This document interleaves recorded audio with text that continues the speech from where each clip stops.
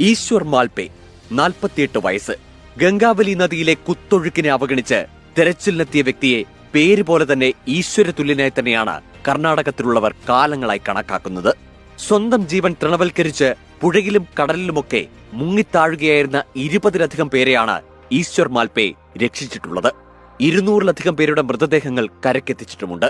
മത്സ്യബന്ധന ബോട്ടുകൾക്ക് കുടിവെള്ളം എത്തിക്കുന്ന ജോലിയിൽ ഏർപ്പെട്ടിരുന്ന ഈശ്വർ മാൽപേ ബീച്ചിനടുത്ത് തന്റെ അമ്മയ്ക്കും ഭാര്യയ്ക്കും 3 കുട്ടികൾക്കുമൊപ്പമാണ് കഴിയുന്നത്. ഈശ്വറിന്റെ 3 കുട്ടികളും അംഗപരിമിതരാണ്.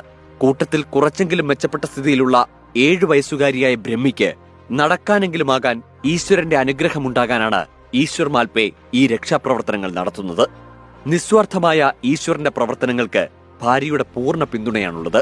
തന്റെ ജോലിയുടെ കൃത്യതയും സാങ്കേതികത്വങ്ങളും മെച്ചപ്പെടുത്തുന്നതിന്റെ ഭാഗമായി ഈശ്വർ മാൽപേ സ്കൂബ ഡൈവിംഗിൽ പ്രത്യേക പരിശീലനം നേടിയിട്ടുണ്ട്. വെള്ളത്തിൽ ചാടി ആത്മഹത്യക്കൊരുങ്ങിയ നിരവധി പേരെ മാൽപേ ജീവിതത്തിലേക്ക് തിരികെ കൊണ്ടുവന്നിട്ടുണ്ട്. കാർവാറിലും പരിസരങ്ങളിലും ആരെങ്കിലും അപകടത്തിൽപ്പെട്ടാൽ പോലീസ് ആദ്യം വിളിക്കുന്നത് ഈശ്വരനെയാണ്. വെള്ളത്തിനടിയിൽ 3 മിനിറ്റ് സമയത്തോളം ഈശ്വരന് ശ്വാസം പിടിച്ചു നിൽക്കാനാകും. ഓക്സിജൻ കിറ്റ് കൂടാതെ തന്നെ പല മൃതദേഹങ്ങളും ഈശ്വർ മാൽപേ കരക്കെത്തിച്ചിട്ടുമുണ്ട്.